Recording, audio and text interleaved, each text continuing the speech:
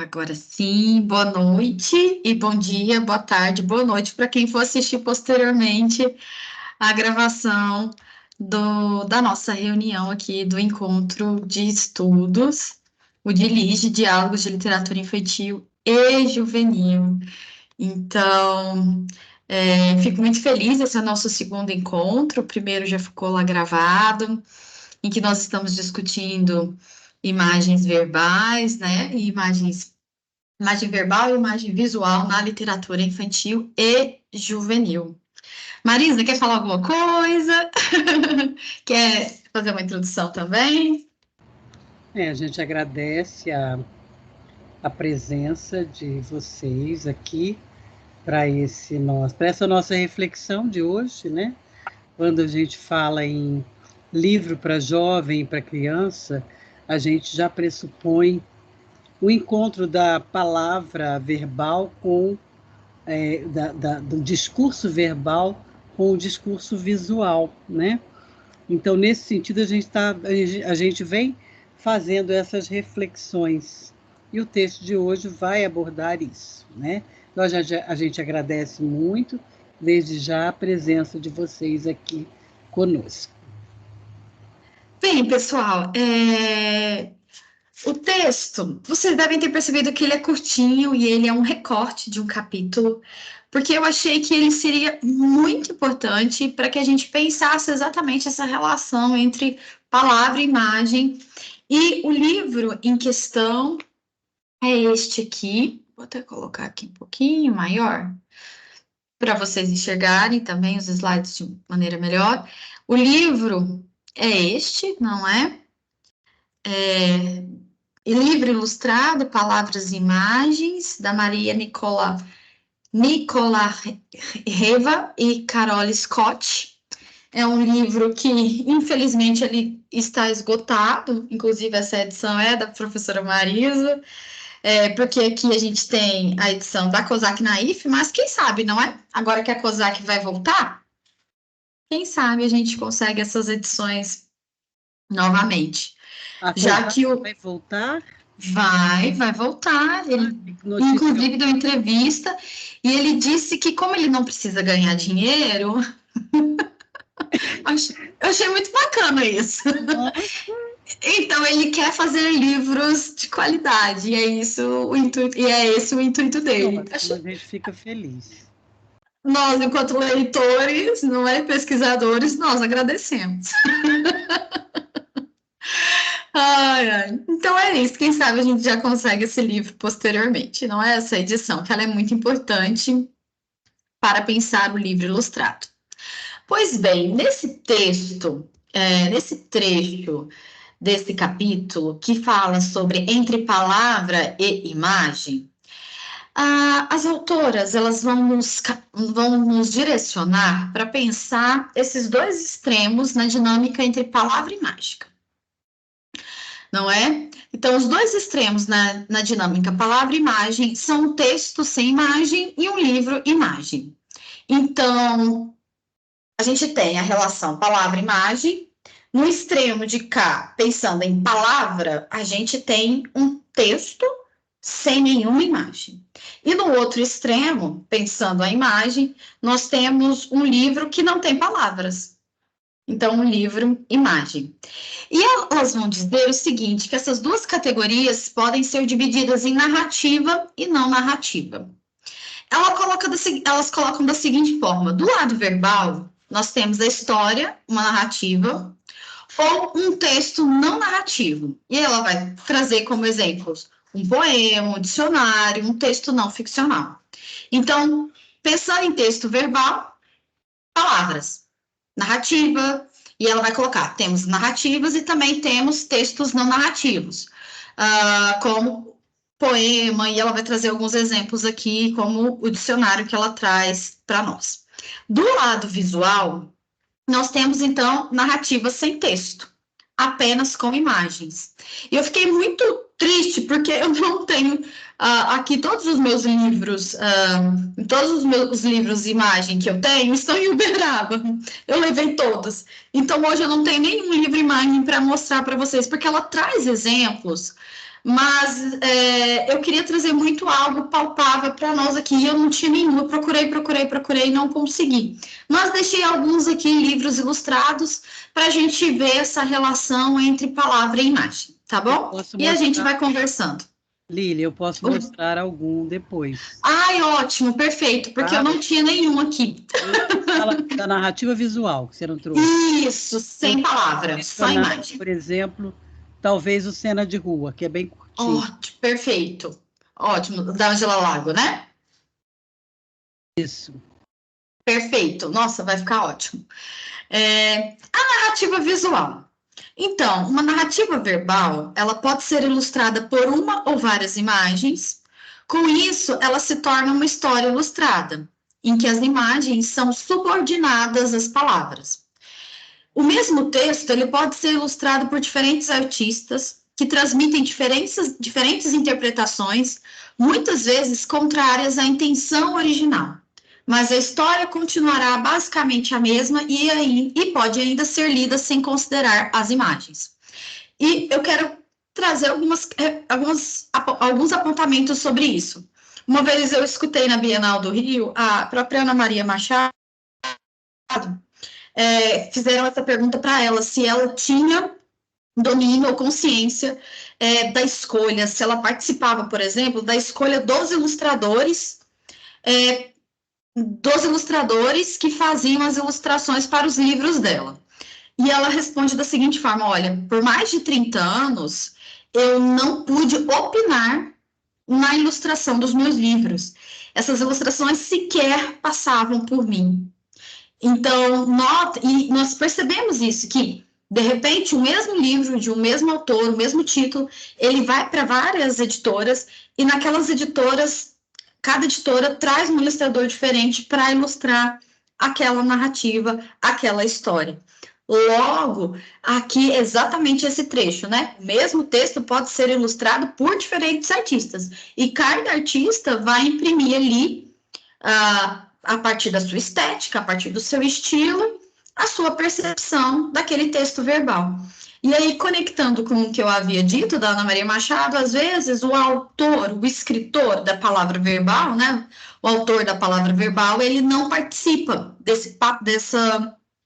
dessa escolha. E é importante nós pensarmos exatamente o que elas trazem aqui, que a história, o texto, ele vai continuar existindo por si mesmo, apesar de as imagens existirem, não é? Ou seja, como, por exemplo, este livro aqui, Lá Vem História, escrito pela Heloísa Prieto e ilustrado pelo Daniel Condo. Nós temos aqui narrativas de diversos lugares do mundo considerado folclore. E aí nós são contos curtos, só que cada conto, ele traz um país diferente. Então, a gente tem da mitologia viking, da mitologia africana, do folclore celta, mostrar. E todo livro, ele apresenta ilustrações. As ilustrações aqui foram feitas por um único ilustrador.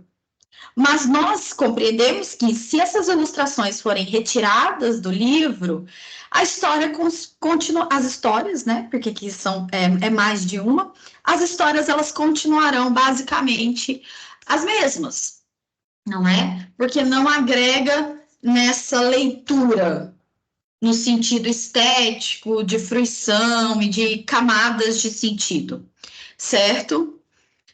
Mesmo que tenhamos referências para algumas ilustrações, talvez por ter crescido com elas, o texto não depende de ilustrações para transmitir a sua mensagem essencial. Ou seja, aquilo que ele traz consigo a partir das palavras. E mensagem essencial, a gente sabe que um livro literário, ele não tem a mensagem, mas as mensagens, as camadas de leitura, as percepções que ele possibilita que o leitor tenha. Então, com mensagem especial aqui, eu entendo com o enredo que ele está carregando, trazendo para nós. Então, a gente tem referências, dependendo do ilustrador, a Rosinha, por exemplo, é muito difícil a gente ver uma ilustração da Rosinha e não reconhecer, porque há traços da Rosinha, de ilustração, que a gente reconhece como dela. O André Neves também, ele é um ilustrador que é perceptível nós notarmos os traços que o André Neves traz para suas ilustrações, não é? Então, ou seja, a gente tem referências, quando nós pensamos em algumas ilustrações, referências de ilustrações, referências de artistas, de estilos, não é? Mas dentro dessa narrativa verbal, essas ilustrações, elas não vão... vai depender dessas ilustrações, ok? Um texto não narrativo, e aqui elas vão considerar o poema, pode ser ilustrado por uma ou mais imagens. O texto pode ser escrito depois para acompanhar as ilustrações existentes. Entretanto, lidando com um livro concluído, sem conhecer suas origens, percebemos claramente que os poemas podem existir por si próprios, sem ilustrações, tal como um conto de fadas pode existir sem ilustrações, ainda que elas certamente acrescentem à nossa experiência de leitura. É muito comum, e existem algumas editoras. Eu tenho até alguns desses livros, que também estão lá na outra cidade, que eu poderia trazer de exemplo para vocês, em que são textos em que eles trazem como uma pequeníssima, uma brevíssima antologia de poemas. E lá cada poema é ilustrado por um artista distinto. E o que elas estão trazendo para nós, as duas pesquisadoras, é que normalmente tem a ilustração, não é? E às vezes pode acontecer, eu tenho o texto, e aí vem o ilustrador e coloca a ilustração, ou como eu posso ter a ilustração, e a partir daquela ilustração eu crio o texto verbal, eu crio o poema, certo? E o ponto que elas trazem aqui é o seguinte, que nós percebemos que os poemas, eles são independentes dessas ilustrações, dessas imagens, eles existem por si próprios, O conto de fadas, por que ela traz aqui a questão dos contos de fadas? Porque muitos dos contos de fadas, inclusive quem tem aquela edição da Zahar, tanto a Pocket quanto a maiorzinha, que fala sobre contos de fadas, e que lá nós temos contos do Anderson, dos irmãos Grimm, do Pierrot, nós percebemos que o livro traz ilustrações que foram trabalhadas e que foram dadas ao longo das décadas para os contos de fadas. E ela fala, olha, os contos, por si mesmos, eles existem sozinhos, eles não precisariam daquelas ilustrações. Mas, inclusive, elas comentam no texto que muitas daquelas ilustrações, elas se tornaram uma marca daqueles contos, ficaram ali como, olha, aquela ilustração, ela deixa eu até aqui colocar o nome para eu não esquecer, né? Falar para vocês que ela coloca aqui. Cadê? Nossa, gente, o nome deles veio aqui. Será que eu que vi nos contos e estou achando que estava no texto? Pode ser. É isso mesmo, não está aqui mesmo, não. Então, se nós percebermos, esses contos, eles existem sem necessidade dessa ilustração. E pode ser que essa ilustração tenha chegado depois que o texto verbal já existia. E para a questão dos poemas, pode ter acontecido o contrário. A ilustração existia e foi criado o texto verbal, não é? Certo até agora, pessoal? Tranquilo? Sim. Agora nós vamos para as imagens sem palavras. E elas trazem como exemplo um livro demonstrativo. Provavelmente todo mundo aqui já viu um livro demonstrativo, mesmo sem saber que há essa nomenclatura.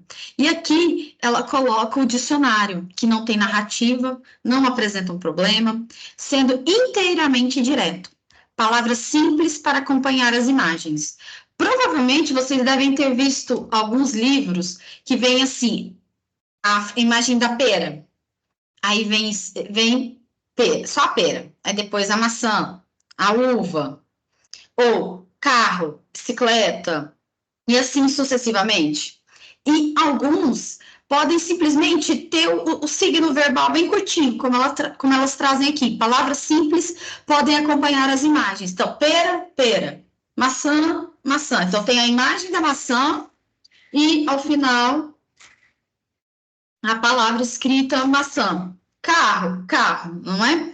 Na verdade, ela traz os livros demonstrativos podem ser a única categoria de livro ilustrado em que é possível uma correspondência total de texto verbal e visual. A imagem de mesa ou cadeira, signo icônico, está diretamente ligada à palavra mesa ou cadeira, signo convencional.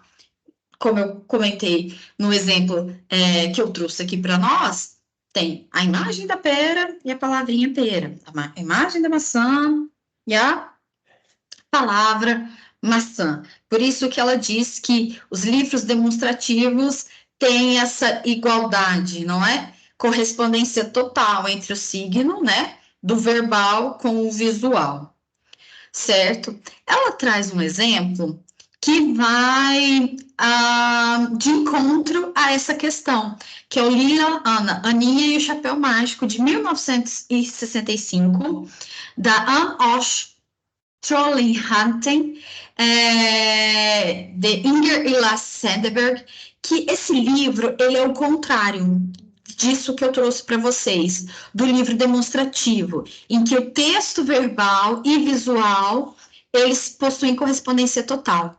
Nesse livro aqui, Aninha e o Chapéu Mágico, não há essa correspondência. O livro aqui, ele vai pressupor que, gente, eu peço desculpa se o Luke tá latindo, se fizer um pouquinho de barulho, tá? Ele tá um pouquinho agitado, peço desculpas a vocês. O livro, ele pressupõe que o leitor, ele vai possuir habilidades linguísticas suficientes para identificar a ironia.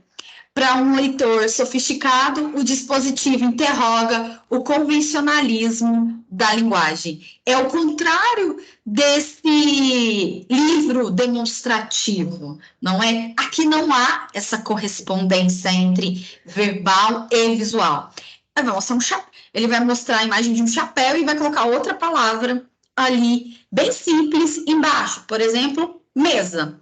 E os autores, eles ironizam, eles brincam, exatamente questionando essa convencionalidade do signo. Então, aqui é por isso que as autoras e as pesquisadoras disseram que esse livro pressupõe que o leitor possui habilidades linguísticas suficientes para identificar a ironia, porque partia-se do pressuposto que haveria a correspondência entre imagem e palavra, mas não há essa correspondência aqui. Há esse jogo com a palavra e com a imagem. Enquanto os dicionários ilustrados são relativamente simples, uma narrativa ilustrada sem palavras é uma forma extremamente complicada, já que demanda que o leitor-espectador verbalize a história. O livro-imagem pode mostrar diferentes graus de sofisticação, dependendo da quantidade e da natureza das lacunas textuais, ou melhor, iconotextuais visuais. Eu acredito que esse trecho dialoga imensamente com a nossa última reunião, porque a gente percebeu a complexidade, o quanto que a Graça ela trouxe para nós naquele primeiro texto, o quanto o nosso olhar ele precisa se debruçar com mais demora, com mais vagareza. A nossa percepção ela precisa ser mais sofisticada, exatamente para perceber as camadas que esse livro está trazendo aqui, não é? Para pensar isso, eu trouxe esse livro aqui, Sigaceta, da Isabel Munhoz Martins, e ilustrado pelo André Sandoval, não sei se vocês conhecem, que chama Sigaceta. Aqui nesse livro, conseguem ver? direitinho? Sim. É um livro em que ele tem a representação de uma cidade e dentro dessa representação da cidade nós temos diversas setas. E aí nós temos assim, será que a gente precisa seguir os caminhos? Vou mostrar. Os caminhos que a cidade, que o ritmo da vida nos impõe?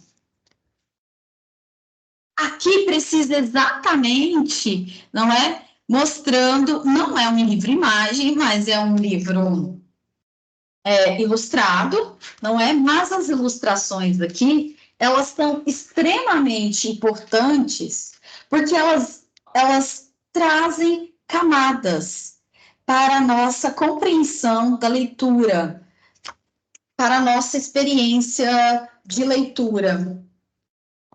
O livro ele é todo cheio de caminhos e de setas, não é? E será o que acontece? O leitor ele vai sendo levado a pensar, será que eu preciso seguir todas essas setas? Ou eu posso criar as minhas próprias setas e os meus próprios caminhos, né? Não só um caminho, mas outros caminhos. O livro, não sei se vocês estão conseguindo observar, mas ele é belíssimo. As ilustrações são riquíssimas, não é? Então, é exatamente esse grau de sofisticação, não é? Para a gente perceber as lacunas, perceber tanto do texto visual quanto do texto verbal, não é? Em contrapartida, o que elas trouxeram, né? Os dicionários ilustrados, eles são muito simples, porque basicamente tem essa correspondência entre verbal e visual, não é?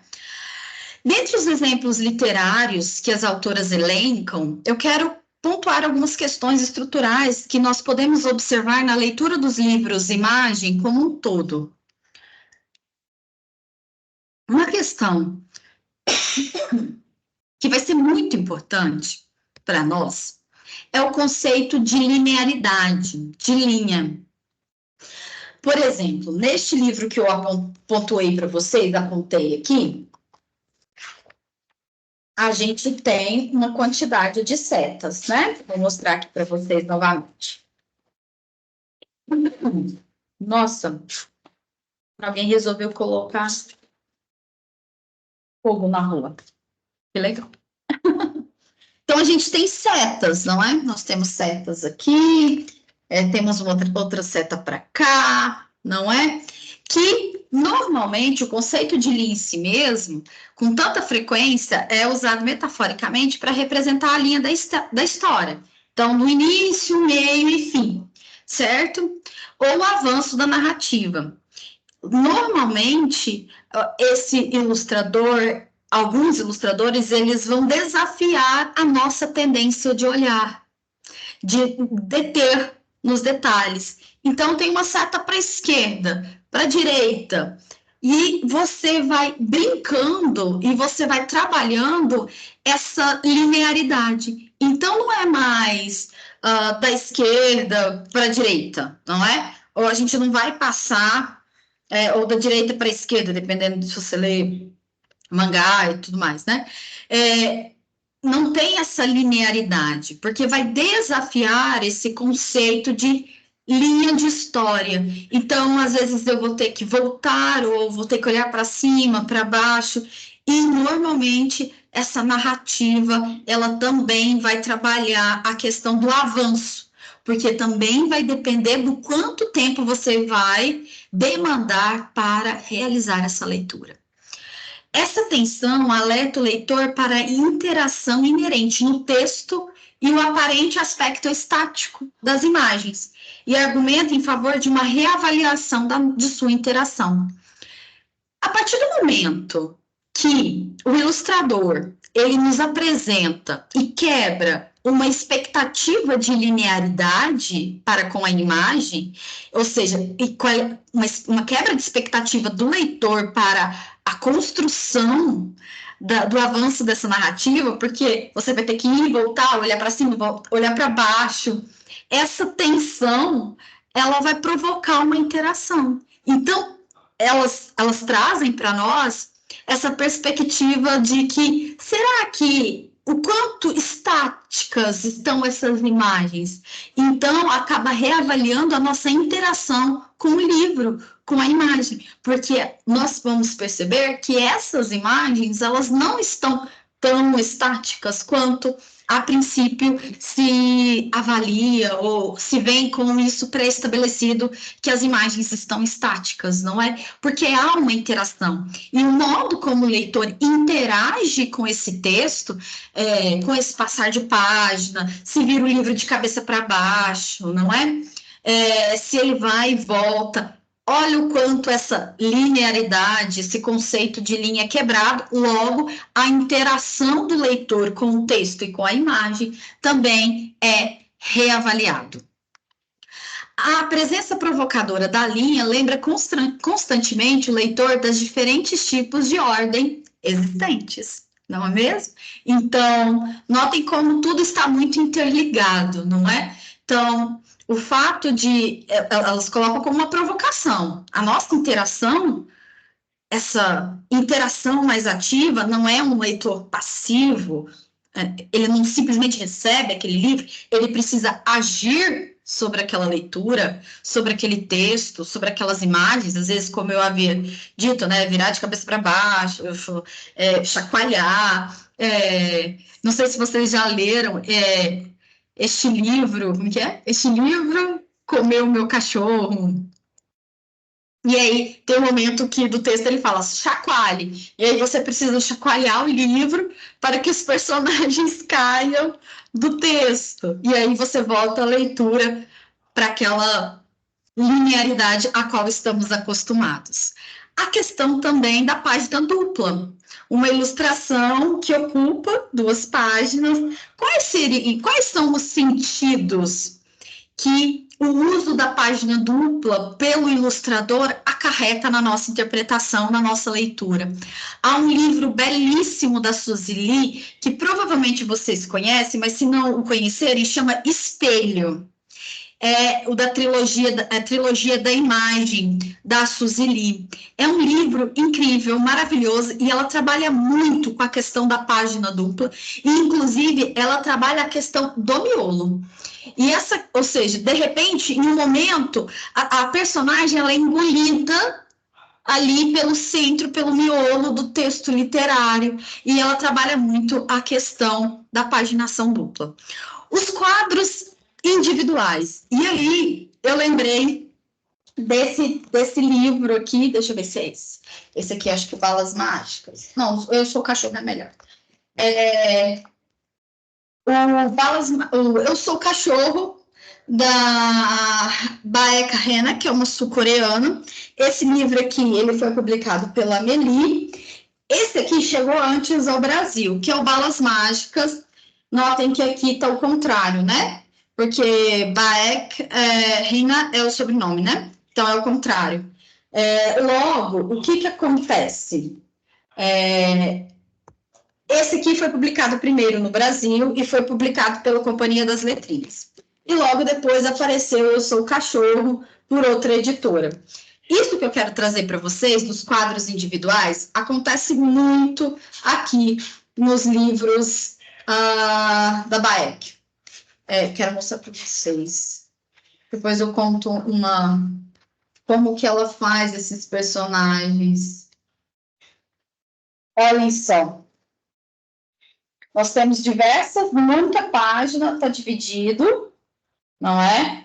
E ela vai trabalhando esses quadros individuais em momentos consecutivos. Será que nesses quadros individuais há lacunas? Como que essas lacunas elas seriam preenchidas? Ou seja, dialogariam com o nosso leitor, né? Aqui também, no Balas Mágicas, há essa questão dos quadros individuais. Como vocês podem ver, para cada momento, ela vai trazendo um quadro pequenininho, né? E como ela trabalha também, é um livro ilustrado, não é um livro imagem, como eu havia dito. não é? Mas que trabalha esses elementos. Esses livros são encantadores, vale muito conhecer. Será que a partir desses quadrinhos individuais que vai trazendo momentos consecutivos, como as lacunas estão estabelecidas, como elas são preenchidas pelo leitor, como as camadas são percebidas, não é? Pelo leitor para a elaboração dos sentidos. Para fechar o nosso raciocínio, e a professora Marisa trazer um exemplo de livro imagem para nós, nessa parte do livro que conversamos hoje, as autoras elas mostram a relação entre palavra e imagem, como cada uma pode existir separadamente e como é possível uma relação entre elas. O modo de cada palavra e imagem existir no texto proporciona ao leitor diversas leituras, percepções não lineares e lineares do texto. E exige, conforme a gente conversou no último encontro, um olhar mais aguçado e atento, especialmente quando se trata do livro imagem, porque tudo aquilo, como anteriormente dito, para vocês, a nossa percepção de linearidade, de continuidade é questionada. É preciso ser reelaborada para que a gente perceba as camadas, o fluxo de raciocínio, como essas, olha para cima, olha para baixo, olha para o miolo, fecha a página, vira a página, não é passa, é página dupla, como essa paginação dupla funciona, quais são os efeitos de sentido, não é? Então, é exatamente esse olhar mais aguçado e atento para o livro imagem também. É isso, pessoal. Abro agora para a professora Marisa trazer. É lindo, não é? Qual deles, Érica, que você gostou? Eu gostei muito do O Espelho. A Onda também é Nossa. maravilhoso, né? O jeito que ela trabalha com a dimensão da página, né? A questão da iconicidade, da plasticidade, ela é maravilhosa, assim, né? A Suzy é fantástica. Infelizmente, os livros não estão aqui, mas quem ainda não conhece a Suzy, ela é incrível. Tem livro novo dela chegando ao Brasil por esses meses. Eu vi o professor Luiz, não é? Que é o agente literário da Suzy, o representante dela aqui no Brasil, comentar que vai trazer mais um novo livro dela, então já estamos ansiosos. Cada livro dela é uma obra de... A Linha, não sei se vocês leram A Linha, é um livro imagem, e nossa, é assim, sem sombra de dúvidas, é uma experiência de leitura incrível, vale muito. Desses A outros... Sombra também é muito bom, né? É Quem, lindo, perdão? lindo. O livro da Sombra, da Suzy. Sim, isso mesmo. Sombra, é muito bom. E o da Baek, vocês conheciam? O Balas Mágicas e Eu Sou o Cachorro? Não conhecia. Ai, gente, é muito bom. Vale demais a leitura. É muito, muito bom. Eu fiquei... deixa eu contar para vocês, né? A Baek Hanna, né? Ela tem o perfil dela no Instagram e dá para acompanhar. Ela faz esses bonequinhos de verdade. Então, ela modela todos os personagens à mão e ela tira fotos de quadro por quadro e depois vira o livro. Então, a gente consegue ver esses personagens existindo. Olha. Ai, gente. É um processo muito, muito bonito. O cachorrinho, tá vendo que ele aparece aqui, ó, o cachorro? O cachorrinho, então. E aí depois aqui conta a história de como que ele apareceu na vida do personagem de Balas Mágicas. Como ele havia aparecido. É maravilhoso, não é? Então é isso. A Lu já conhecia, né, Lu? Marisa, quer mostrar os livros? A Keline tá com a mão levantada. Quer falar? Keline? Primeira professora Marisa, claro. Não, você pode falar. Então, é muito interessante porque o papel das imagens na literatura infantil muito essencial, porque às vezes a criança se interessa primeiro pela imagem, para depois se interessar pela leitura, não é? Então, eu sempre admirei bastante assim, esses livros que são bem trabalhados, essa questão das figuras, né? Muito bem trabalhadas, muito bem escolhidas, etc. Tem um livro que o meu menino trouxe esses dias da escola, que eu fiquei tão encantada, e que trabalha tão forte com essa questão, que eu acho que isso chamou a atenção dele também. É um livro que é parecido com esse que você citou. Ele chama Abra com Cuidado. Então, na capa tem um jacaré com a boca enorme, enorme. Aí fala assim, o livro chama Abra com Cuidado, um livro mordido. Aí, sim, conheço. a outra capa do livro, do outro lado, as páginas estão mordidas. Isso chama muito, mas muita atenção da criança. Acho que não tem nenhuma criança que vê o livro que não quer ler. Então, ele trouxe o livro todo, sabe, maravilhado para mim, falou, mamãe, vem cá, você não acredita no que eu trouxe. Aí, mesmo, Enzo, que um livro, mãe, mas eu vou te falar, eu acho que você não vai ter coragem de abrir, entendeu? Então, ele já entrou naquela emoção ali do livro e já trouxe para mim. Falou, mamãe, você só vai ler se você tiver coragem. Aí ele vem e traz e fala assim, olha aqui para você ver, o livro já está até mordido. E nisso, na capa, o jacaré está com a boca enorme. Entendeu? Então, as imagens já começam, e o livro ali, a capa, já começa a interagir com a criança, e a criança já está louca para ver o que vai acontecer ali dentro, né? Com certeza. Tem aquele alvo também, né? Que o livro tem um furo no meio dele. E o buraquinho, ele vai mudando de sentido, ele vai acompanhando a narrativa e ele está em um lugar diferente na página. Você conhece esse? O alvo. Não. O alvo. Ele tem um buraco.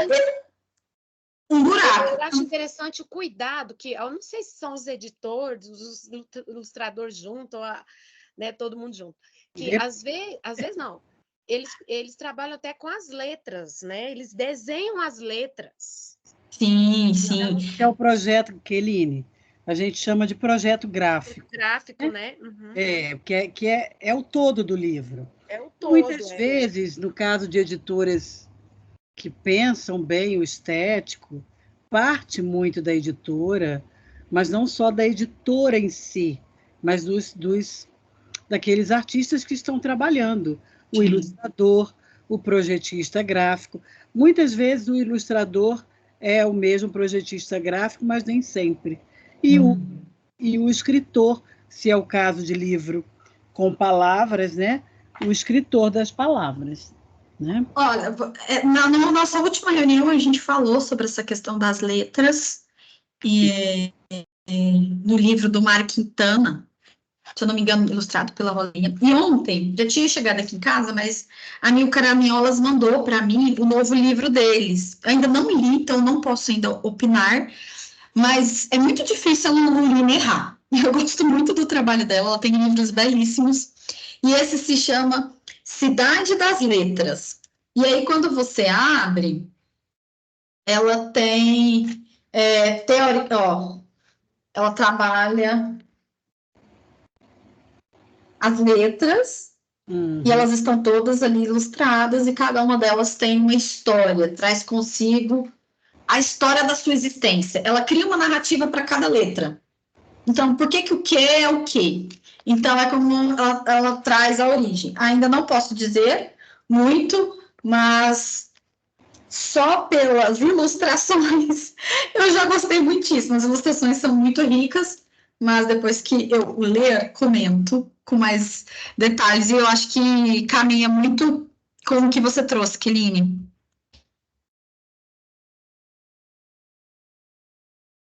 Oi, Mari. Oi, Lília.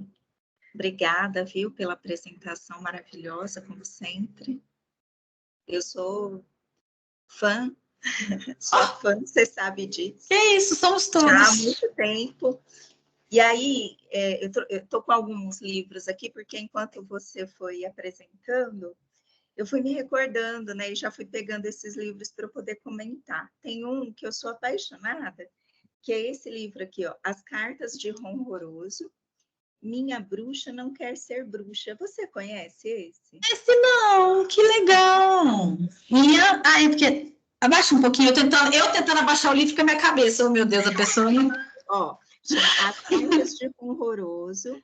Minha bruxa, aqui do ladinho, ó, acho que você não tá. Eu acho que você já havia comentado comigo sobre esse livro. Nossa, eu sou muito apaixonada por esse livro. E aí, acho que sim. Vocês estão falando das letras, né, e da associação, da relação das palavras com a imagem, e aí eu fiquei pensando, né, tem uma parte do livro, que é essa aqui, não sei se vocês conseguem enxergar, mas tem uma planta numa biblioteca com alguns livros lançados no chão, né?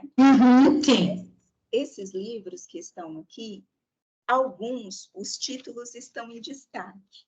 E aí tem a Princesa e a Ervilha, a Bela Adormecida, a Rapunzel, Cinderela, e aí tem uma das cartas do gato. Deixa eu ver se dá para vocês verem. Eu acho que não vai dar para vocês verem, mas tem algumas palavras aqui na carta do gato, que é o Ronroso, que cuida dessa bruxa. Na verdade, ele quer impedi-la de ser uma princesa, porque ela é uma bruxa e ela quer ser uma princesa. Então, ela entra nessa biblioteca aqui, que estão algumas crianças lendo esses contos de fadas. E aí, os livros que estão jogados e os que estão na estante trazem esses títulos, né, de algumas princesas, as princesas oficiais. Mas na carta, as letras são pequenas e tem umas que estão em destaques, grifadas e em negrito. Más notícias, ninguém, pior, exigindo, nunca, são as palavras que aparecem aqui em destaque.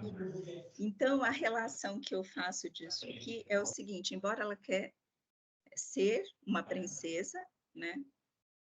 Não uma princesa como essa, ela é uma princesa, ela quer ser uma princesa subversiva, e aí ela parte dessa história da princesa e da ervilha para fazer exigências ao príncipe com o qual ela quer se encontrar, né? Então, assim, muito interessante a gente verificar isso que você acaba de nos dizer com a leitura desse livro aqui. Ai, ele é muito fofo. Olha a carta que ela escreve para o príncipe, gente. Dá para ver, ó. Tá vendo?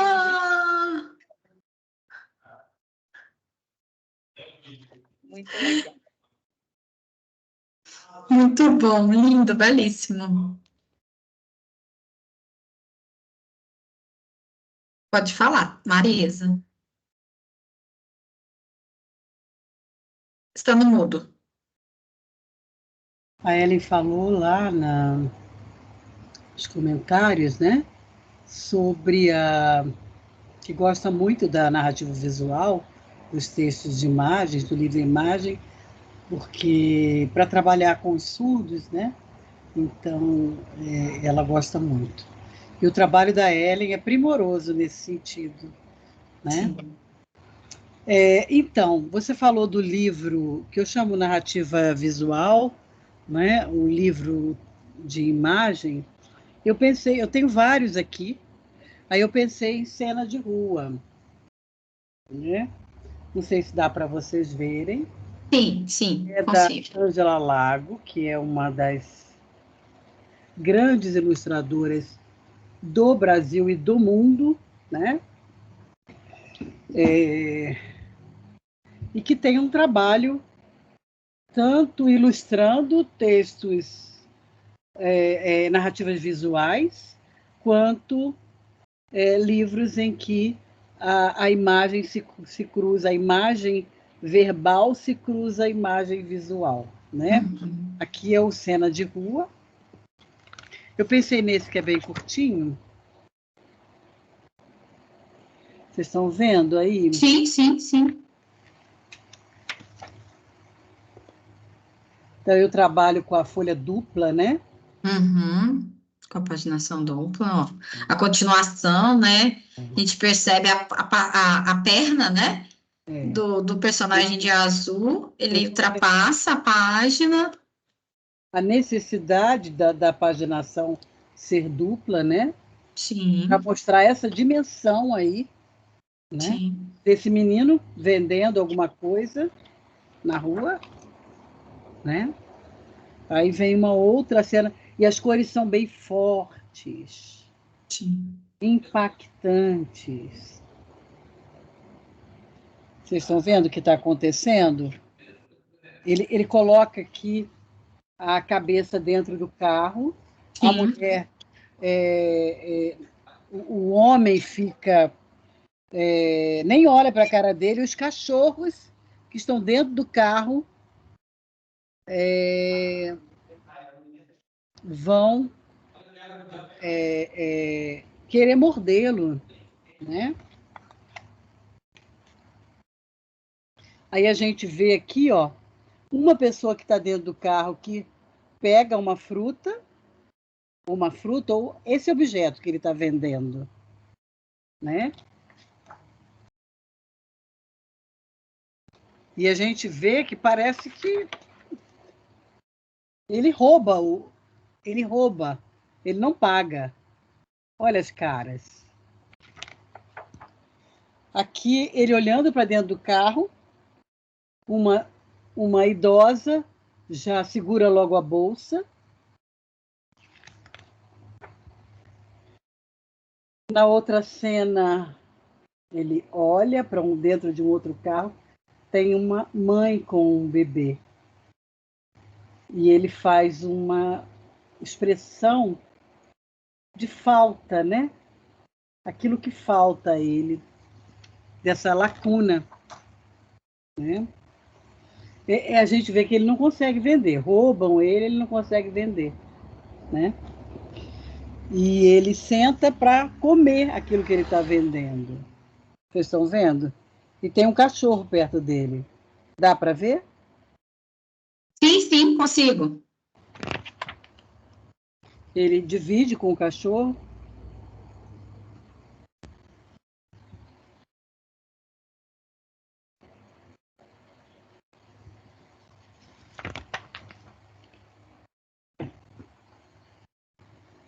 Aí ele vai, chega perto de um carro e pega uma caixa que está lá.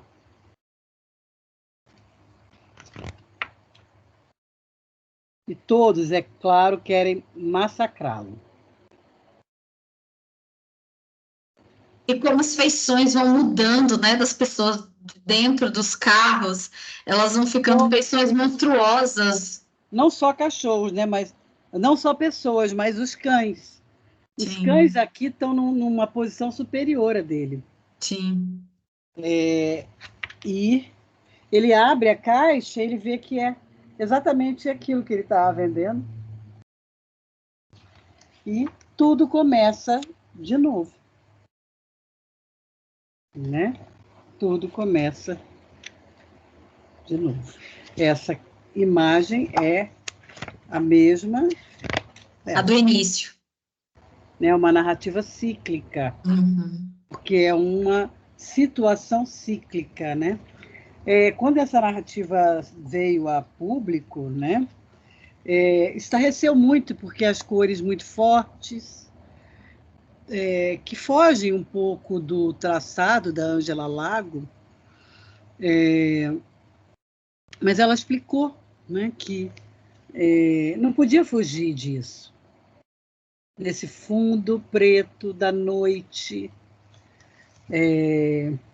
da escuridão, essa criança em meio a essa escuridão, né?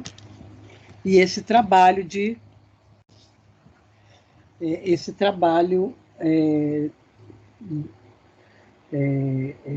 muito dolorido, né? Para uma criança.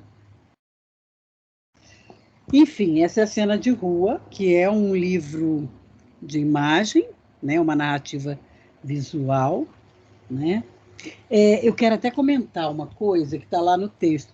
Eu gosto muito desse livro, mas eu não concordo com uma coisa que elas dizem logo lá no início, Lilian. Elas vão dizer assim, olha, mesmo que tenhamos referências para algumas ilustrações, talvez por ter crescido com elas, o texto não depende de ilustrações para transmitir sua mensagem essencial. São 2 pontos aqui.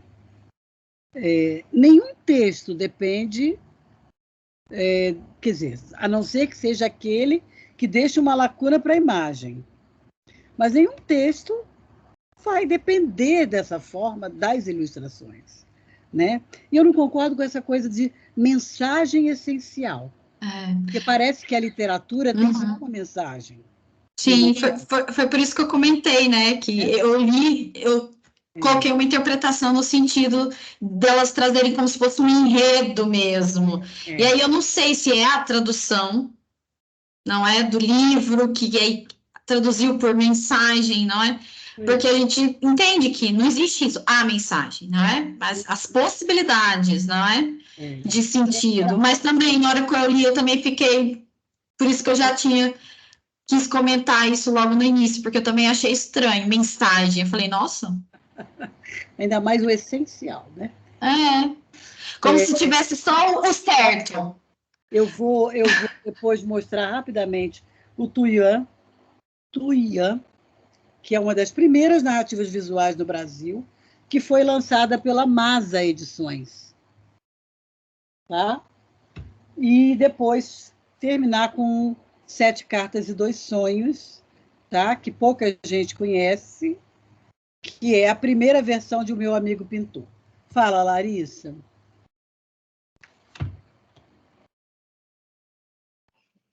Nossa, meu sonho de consumo é esses 7 Cartas e 2 Sonhos, eu nunca consegui comprar. Eu tenho Meu Amigo Pintor, mas essa edição, se um dia souberem de onde há uma, eu quero, tenho muito interesse. Isso, viu? É só um breve comentário. Há muitos anos atrás, a Ângela Lago esteve em Goiânia, e aí eu tive a oportunidade de fazer um curso com ela. Eu acho que era aluna da graduação ainda. E aí ela fez uma leitura de cena de rua, mostrando como que ela lidou com a paginação. Se a criança brinca com as páginas, o menino de rua fica prensado entre os carros, ele é perseguido. Então, há um movimento, há uma dinamicidade nas imagens, né? E eu nunca me esqueci também que ela comentou que muitas vezes o olhar do adulto é muito viciado, que quando ela ministrava curso para as crianças, às vezes as crianças vinham assim elementos insuspeitos, que às vezes os adultos não conseguiam enxergar. Então ela sempre ficava muito surpresa quando ela conversava com as crianças, né? Esse olhar, né, muito novo, muito surpreso para tudo, né? Que às vezes, se a gente não tomar cuidado, nós adultos vamos perdendo, a gente vai, né, deixando de nos surpreender. Era só isso, Marisa, agradeço a oportunidade de estar aqui, né? Estou muito Eu acho que eu me espantar, né, que o falar Bartolomeu sobre literatura infantil e juvenil. O professor João Alexandre Barbosa, num dos textos dele, ele diz assim, falando de Dom Quixote, né? Ele diz: que bom seria se eu conseguisse ler de novo Dom Quixote como se eu estivesse lendo pela primeira vez. Porque essa leitura dá surpresa, e até essa questão do olhar do adulto, né, que já não se surpreende tanto com não é não se surpreender,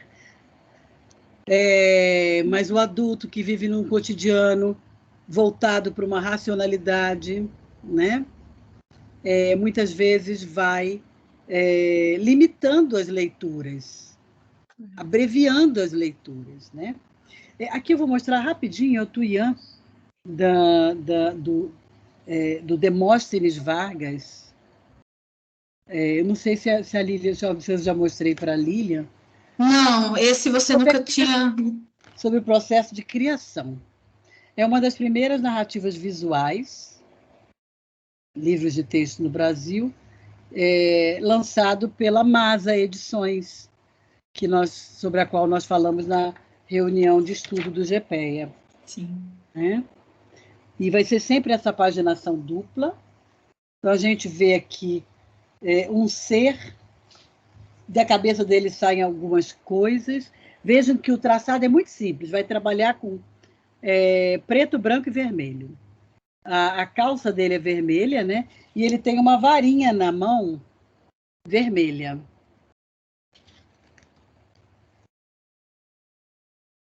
E ele segue andando. Vou passar bem rapidamente. Andando. E ele começa a girar a varinha. E da cabeça continuam saindo alguns traçados, que a gente não sabe direito o que é.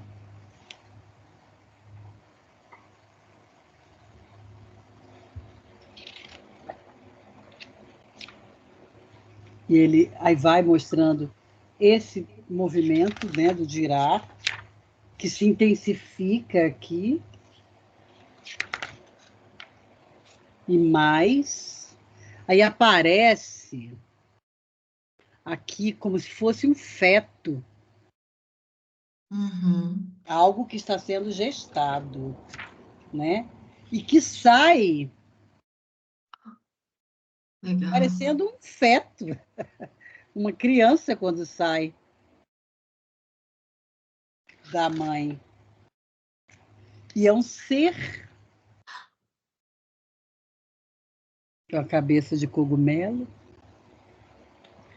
Que legal. Parece um pouco com, sei lá, um ser mítico, né? A barba grande.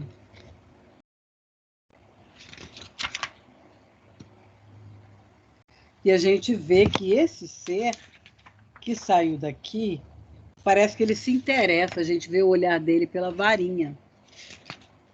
E ele pega a varinha aqui, ó.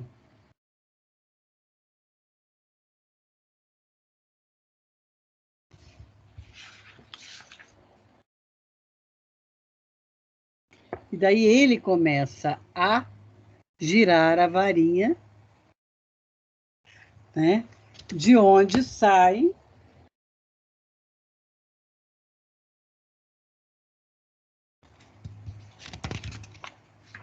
vários criadores, né?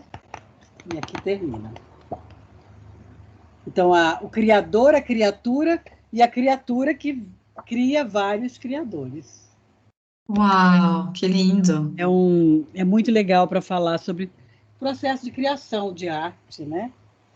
E aqui, para aquelas pessoas que amam esse livro, Larissa, eu acho Lindo mesmo. que ele mesmo encontrar. Eu, quando encontrei, foi um achado. E encontrei no lugar assim, menos possível que eu achava. Né? Eu lembro que uma vez, uns 2 anos antes de eu comprar, o meu amigo Henrique Silvestre, lá do Acre, de Rio Branco, professor da UFMG, ele conseguiu encontrar um no sebo de Porto Alegre. E aí eu estava fazendo doutorado em Araraquara. Quando eu voltei para Porto Velho, tinham aberto um sebo lá em Porto Velho, mas com poucos livros.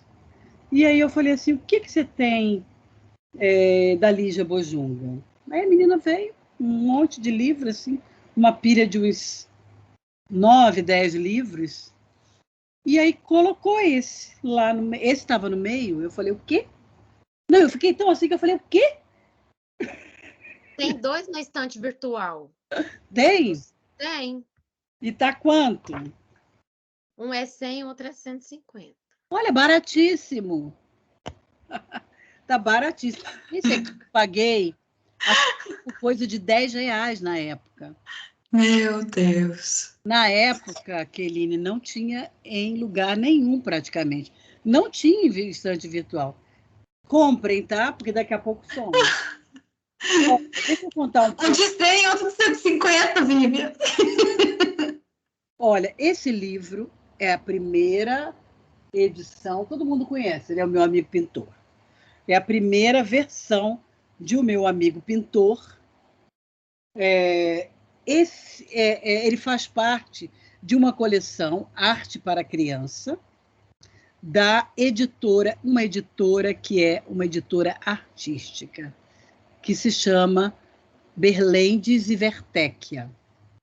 A mesma editora que publicou pela primeira vez o Chapeuzinho Amarelo do Chico Buarque de Holanda. Foi quem editou pela primeira vez, foi o Berlendes e Vertecchia. Depois saiu pela Melhoramento. Aqui a ilustração é da Donatella Berlendes, a dona dessa editora, e aqui é a do Ziraldo. Duas ilustrações belíssimas. Então, essa editora, ela se interessa por publicar livros para crianças de arte, né? E aí tem essa coleção que se chama Arte para Criança.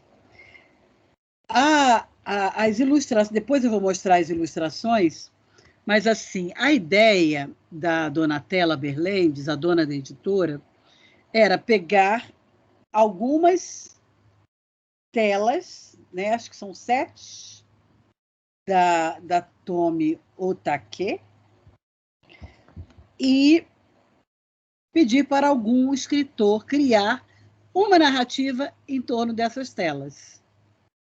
E aí ela logo pensou naquela escritora que estava fazendo sucesso, né? Estava sendo constantemente citada pela crítica literária, sempre indicada pela Fundação Nacional do Livro Infantil e Juvenil. E a Donatella entrou em contato com a Lígia.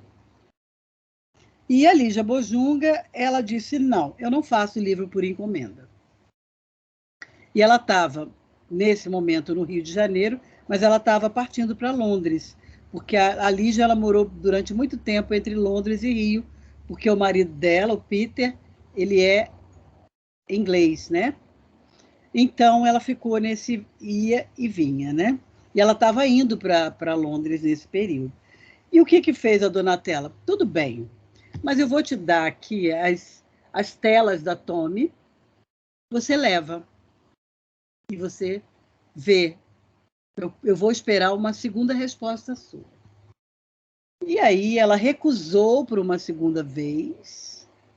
E aí, início de 82, ou 81, porque o livro foi publicado em 82, final de 82.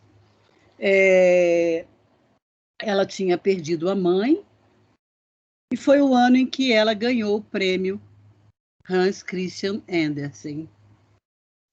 E ela estava assim, muito tomada de sentimentos fortes, né? E a Donatella entra de novo em contato com ela falou, quer saber? Eu vou tentar, né? E ela conta até que o processo para ela criar essas imagens foi colocar a mesa dela de frente para a parede branca e espalhar as imagens na mesa. Pegar os seus papéis, os seus lápis coloridos, lápis comuns, e começar a escrever. Porque a Lígia sempre fez isso, né? A escrita dela sempre foi feita à mão, né? E nesse processo que era assim, que ela criava colorindo, inclusive. E aí saiu esse livro, né?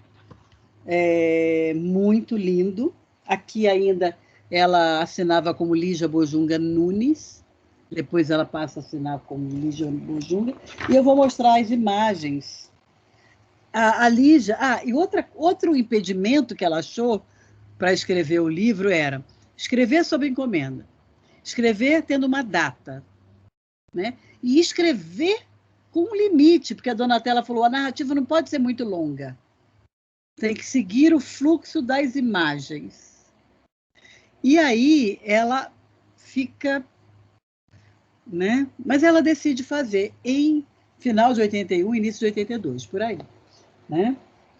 E essa imagem da capa é uma das imagens, e ela cria uma história em forma de cartas. Tá? Em forma de cartas. Aqui, no caso, é um menino escrevendo para Tomi Otake, sobre essas imagens. Vocês sabem que nessa narrativa o grande drama é o suicídio do amigo do menino, o amigo pintor do menino, né? Essa foi a primeira imagem. Deixa eu aproximar. É a primeira tela da Tomi Otake. Essa é a segunda.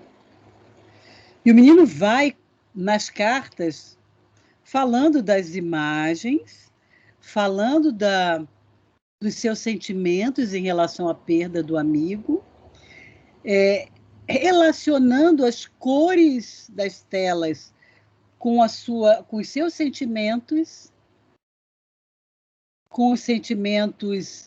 os seus sentimentos em relação ao mundo e às pessoas que os rodeiam, e a própria recepção, a palavra está me fugindo, reação das pessoas diante do suicídio do seu amigo.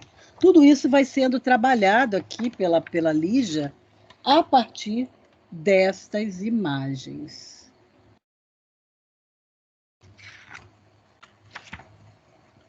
São 7 cartas e 2 sonhos. Exatamente isso.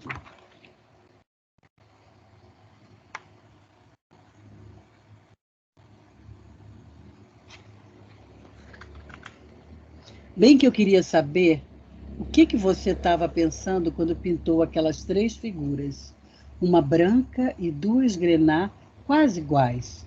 Quase, porque agora eu já vi que você gosta de pintar coisa parecendo igual, mas quando a gente olha bem, vê que não é.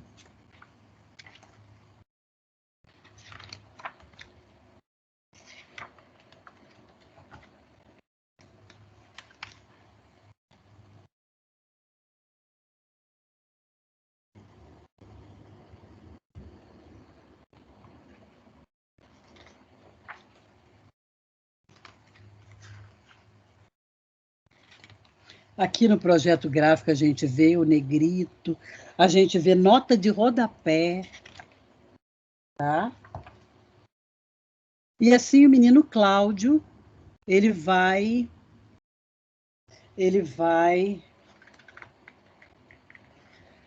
lidando com essa perda, com esse trauma da morte do amigo dele, falando das telas, escrevendo cartas e sonhando. Essas telas que parecem ser tão abstratas, né?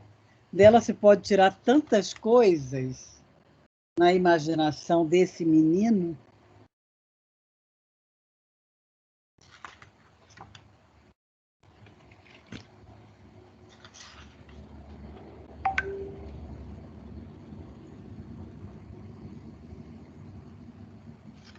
Eu acho que essa é a última. E aqui vem sobre a Lígia e sobre a Tomi Otake. Depois ela publica O Meu Amigo Pintor, anos depois. Ela fala que por uma dificuldade mesmo de lidar com as editoras, ela acaba publicando o texto sem as ilustrações. Eu diria assim que perde a obra da Tomi Otake. Mas o texto não perde praticamente nada. O texto da Lígia, tão impactante, né? Sobre esse trauma que o menino vive, sobre a posição dele em relação à sociedade, em relação aos preconceitos da sociedade, em relação ao suicídio, né? ao evento, ao acontecimento de um suicídio, né? Tudo isso ele vai elaborando, né, através de cartas, através dessa conversa, de conversas imaginárias, inclusive, né? Então, o texto continua sendo muito bonito, o texto da Lígia Bojunga com o meu amigo pintor. E foi um texto que, como alguns outros, ele virou uma peça de teatro. Tá? A Lígia Bojunga, ela é atriz, né? E ela colocou alguns textos seus para circularem como peças teatrais. Esse tem, inclusive, o livro. Acho que o livro para o teatro é O Pintor, tá? Com o texto mesmo, o roteiro, né? Teatral, né? Alguns outros textos dela viraram peças, como Os Colegas, como aquele livro preto dela, que é... Ai, como é que é o nome mesmo? Livro O Encontro com Lígia. Encontro com Lígia Bojunga. Livro Encontro com Lígia Bojunga, onde ela fala eu como leitora e eu como escritora. Eu tive a oportunidade de ver essa apresentação dela. Belíssima. Ela no palco, sozinha, né? Então, assim, este livro é uma... Acho que a gente pode, quando a gente fala em ilustração no Brasil, e a gente fala assim, as imagens, lá no início, a Lilian falou isso, né? As imagens surgem primeiro e o texto depois. Nossa, mas que difícil, né? Porque, geralmente, nos livros, nesse processo de configuração de arte dos livros, é o texto que surge primeiro e depois vem os livros, né? As ilustrações. E aqui é o contrário. E as autores citam isso, né? Essa possibilidade. Aqui, exatamente, das imagens surge a narrativa verbal, né? Essas narrativas, no fundo, o que a Lígia faz é perceber uma certa potência de narratividade nessas imagens. Criar um liame narrativo dramático, né?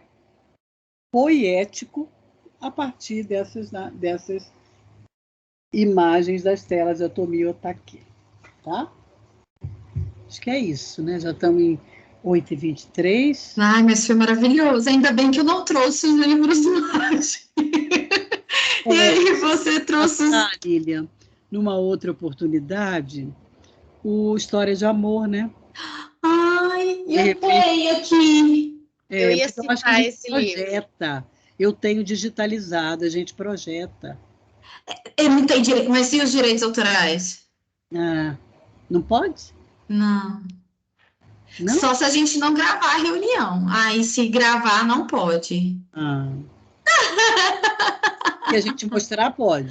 Pode, aí pode fazer como eu fiz da última vez. Eu mostrei o livro inteiro, não gravei, porque aí pode ser usado, né, para pesquisa, para sala de aula, que é o nosso caso, não é?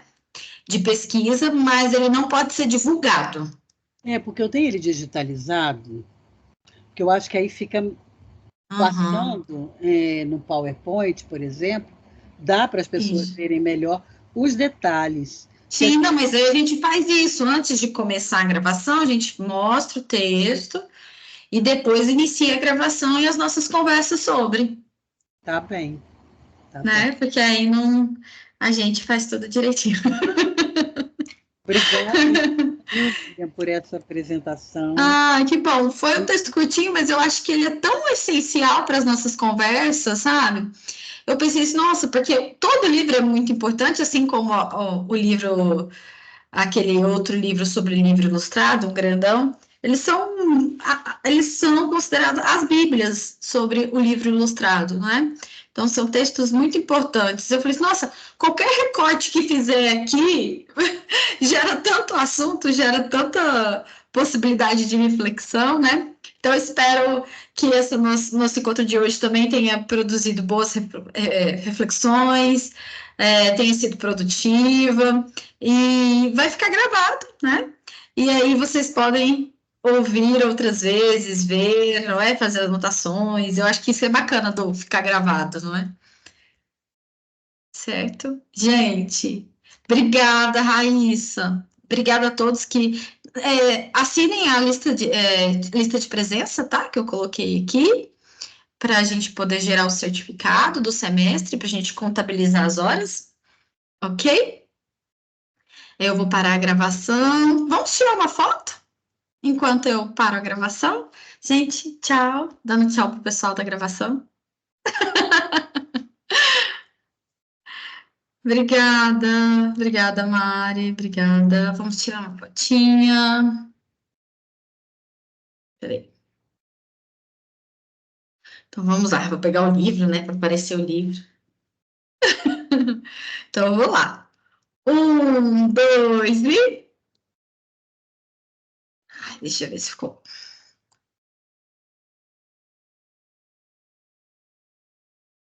Ai, peraí que saiu um comentário em cima da cabecinha da Mari, aí não ficou. Bom, peraí, vou tirar de novo.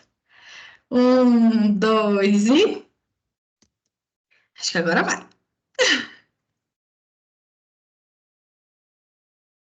Você acordou, meu amor? Vem cá. Aí. Prontinho, já mandei lá no grupo.